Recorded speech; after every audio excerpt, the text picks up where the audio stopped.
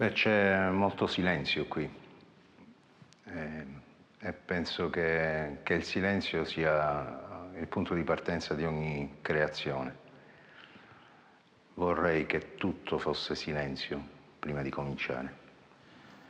Credo che ci sia un filo logico sempre costante nel mio lavoro e un po' dipende dai riferimenti che sono spesso letterari, non teatrali o anche pittorici. Per me la pittura è molto importante, diventa un riferimento fondamentale per stabilire l'immaginario, per creare le condizioni dell'esistenza in scena.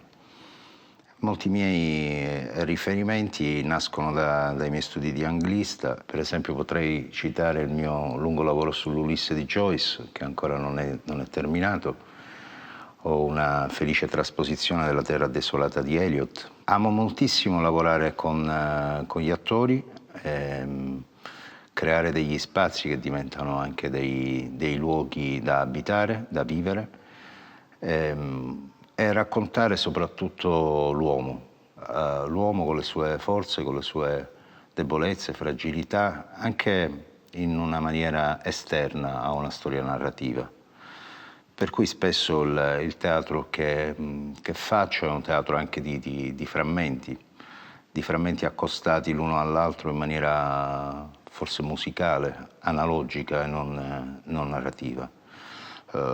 E questo fa sì che spesso si dica che il mio teatro è visionario, intendendo con la visione forse un teatro di immagini, è molto fisico, legato spesso anche alla danza, alla fisicità dell'attore, dove però la parola è uno degli elementi importanti della creazione dell'opera, ma non è il motore di quest'opera. Un'immagine a me cara che riguarda l'ultimo spettacolo, che per esempio si intitola Ogni qualvolta levo gli occhi dal libro, che è un bellissimo verso di Rilke. Ecco, il luogo in cui questo spettacolo avveniva era un grande muro di ferro con una grande finestra al centro, e questo oggetto unico poteva far pensare appunto al Mese delle vendemmie di Magritte, ma poteva anche far pensare a Kubrick, poteva far pensare a quello che poi è diventato per noi un muro, una divisione.